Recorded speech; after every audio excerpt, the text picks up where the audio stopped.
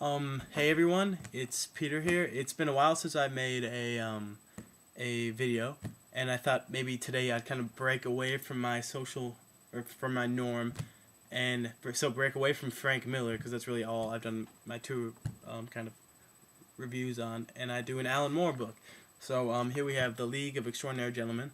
Um, I kind of thought I would do this because I saw the movie. On FX, the worst channel ever. I saw the movie on FX the other day, and I realized that that movie is horrible. Like it's a very bad movie. But it kind of got me thinking about how better the book was than the movie. I mean, I've read this before, so it kind of sparked my mind, and I figured I'd maybe talk about it. Um, so the story is set in the late 1800s. And it's kind of a new take on, let's see, like it's kind of like taking like the Justice League or the Avengers or something and putting them and kind of making it so they would fit in a Victorian era, in the Victorian era.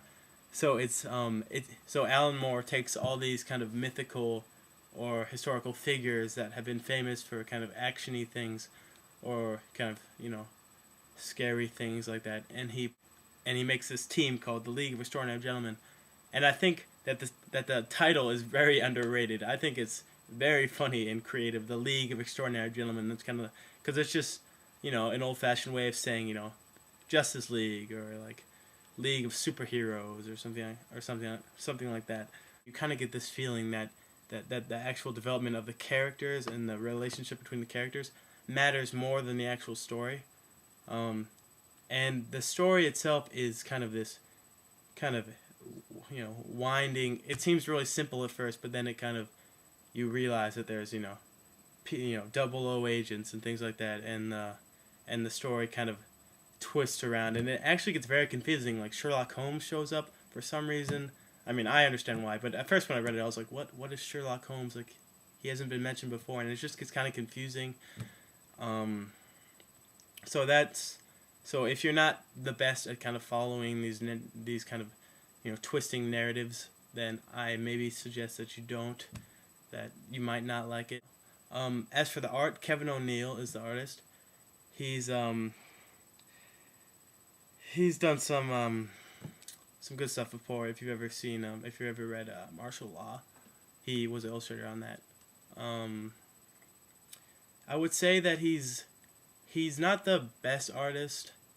I mean, he's not amazing, but what he is really good at is drawing these kind of, in the book, in the graphic novel, there's certain times when they show these huge airships or huge buildings or huge rigs in the middle of the ocean or the Nautilus submarine, and he is absolutely amazing at drawing these huge structures and getting these and just making these things seem vast and yet detailed and amazing. And just I feel like he should be an architect or something. I mean, he is like, as for the art on those, I would give it a 10 out of 10. Just amazing. But as for his art in general in the book, his characters are all kind of tall and spindly and long, and they just don't seem that real. I know maybe that's not what he was going for, but at times kind of, they seem kind of, like amoeba, like and like wiggly and wobbly, and they don't really seem to work. But I mean, he's an amazing artist. I mean, don't get me wrong. I mean, to be hired in, by America's Best Comics or DC or Marvel or anything means you're a very good artist. But it's just kind of not up to the same caliber. His people aren't, at least. His landscapes, like I said, though, are amazing. So the art, I would kind of give a 7 out of 10. But like I said, 10 out of 10 on the big structures and landscapes.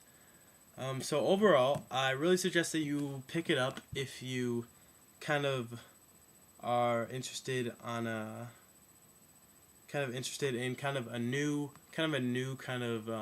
take on superheroes. Not really kind of in the direction where Watchmen or something was a new take on superheroes, but kind of almost a backward step where superheroes are even more kind of they do seem more real in this book than they would in in like a Spider-Man or something. But it's kind of a funny, it's a little bit lighthearted and silly, but at the same time very violent. but like I was saying, it's kind of a new take on stuff that I've read, a new take on superheroes, and it kind of re-sparked this interest that I have in kind of this steampunk Victorian era world, which I've always thought is pretty cool. So pick it up if you kind of want to branch away from something that's a little different. If you're kind of just in the mainstream comics like I am, although I am into the kind of stranger stuff too. But it's very good. Like I said, very very character driven. If you're kind of into that sort of thing. So thanks for listening, and I'll try to do another review sooner than I'll try to not wait like a month before or like 2 months before I do another one. I'll try to get one out sooner, if you actually care what I'm saying. But if not, whatever. All right, I gotta go. Thanks though.